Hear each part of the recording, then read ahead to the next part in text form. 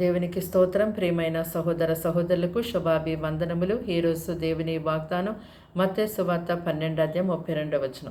మనుష్య కుమారునికి విరోధంగా మాట్లాడువానికి పాపక్షమాపణ కలదు, కానీ పరిశుద్ధాత్మకు విరోధంగా మాట్లాడువానికి ఈ యుగమందైనను రాబో యుగమందైనను పాపక్షమాపణ లేదు.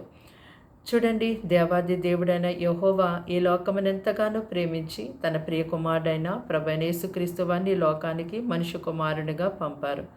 మరి ఈ లోకమందు ప్రభువైన యేసుక్రీస్తు వారు కన్య మరియు గర్భమందు పరిశుద్ధాత్మ ద్వారా జన్మించి ఈ లోకంలో 33.5 సంవత్సరాలు ఆయన జీవించారు. ఈ లోక ప్రజలందరి పాపం నిమిత్తం ఆయన శిలువ మీద మరణించారు. సమాధిలో పెట్టబడి 3వ దినాన్ని తిరిగి లేచారు. తిరిగి లేచి ఆయన పరలోకానికి ఆరోహణమై వెళ్ళారు. అయితే ఈ లోక ప్రజలను ఆయన అనాథలుగా విడవలేదు. ఈ లోక ప్రజలందరి దగ్గర ఆయన నివసించడానికి ఆదరణకర్తను అనగా సత్యస్వరూపగా ఆత్మను, పరిశుద్ధ ఆత్మను ఈ లోకంలోనికి పంపారు. అయితే ఈ లోక అన్యజనులు మాత్రము ఆయనను ఎరుగరు, ఆయన చూడరు, ఆయన పొందుకోలేరు. అయితే క్రీస్తు ద్వారా అగ్నిలో పరిశుద్ధాత్మలో బాప్తిజం పొందుకున్నటువంటి వారిలో ఆ పరిశుద్ధాత్మ దేవుడు అంటే ఆదరణకర్త నివసిస్తారు, వారిలో ఉంటారు.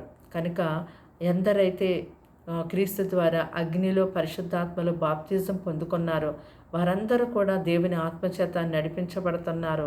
మరి దేవుని ఆత్మను పొందుకోలేని వారు ఆయన వారు కాదు. దేవుని ఆత్మను పొందుకొని దేవుని ఆత్మచేత నడిపించబడుతున్న వారే దేవుని కుమారులై ఉంటారని దేవుడు సెలవిచ్చారు.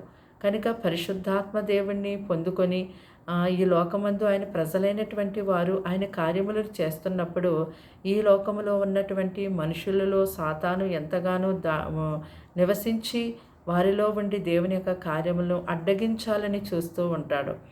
అయితే ఈ లోకజనులకి పరిశుద్ధాత్మ దేవుని యొక్క కార్యములు ఎంత మాత్రం కూడా అర్థము కావు. పరిశుద్ధాత్మ దేవుడు ఎవరిలైతే నివసిస్తున్నారో వారు దేవుని ఆత్మచేత నడిపించబడి దేవుని కొరకు వారు జీవిస్తారు, దేవుని కొరకు వారు శ్రమ పడతారు.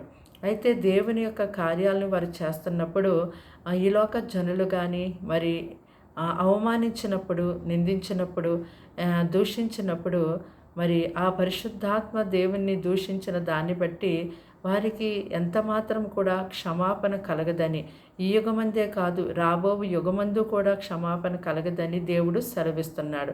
మరి దేవుడు ఎవరినైతే తన ఆత్మచేత నింపి నడిపించుకుంటున్నారో, ఆయన పనులు జరిగించుకుంటున్నారో అవి జరగనిచ్చేవారుగా మనం ఉండాలి. కానీ దేవుని యొక్క ఆత్మను అడ్డగించి దేవుని ఆత్మను దూషించేవారుగా ఎంత మాత్రము మనం ఉండడానికి వీల్లేదు.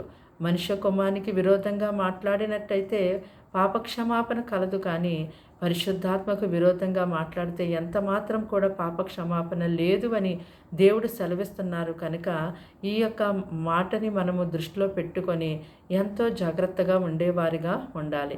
దేవుని ఆత్మచేత నడిపించబడుతున్నటువంటి ప్రజల్ని మనము ఎంత మాత్రము కూడా అవమానించొద్దు. వారిని కాదు మనము అవమానిస్తుంటా, వారిలో ఉన్నటువంటి దేవుని ఆత్మను అని చెప్పి మనము తెలుసుకొని చాలా జాగ్రత్తగా మాట్లాడేవారిగా ఉండాలి. ప్రార్థన.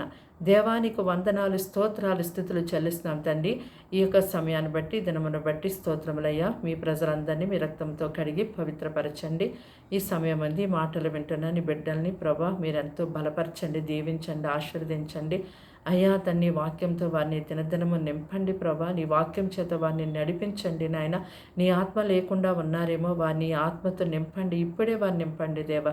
నీ ఆత్మ చేత నడిపించబడే ప్రజలుగా వీరిని సిద్ధపరచండి. వీరికి రక్షణ లేదేమో రక్షణ అనుగ్రహించండి, మారు మనసు లేదేమో మారు మనసు అనుగ్రహించండి. ఇదిగో ప్రభా, ఇంకా నేను వారి జీవితంలో నిన్ను సంపాదించుకోలేకపోతున్నారేమో తండ్రి. వారు నిన్ను సంపాదించుకోవాలి. ఈ లోకంలో ధనము కాదు, ధాన్యము కాదు, పొలాలు కాదు, ఇళ్ళు కాదు తని మొదటగా నిన్ను సంపాదించుకునే వారిగా వీరిని ఆశీర్వదించమని ప్రార్థిస్తున్నాను తండ్రి.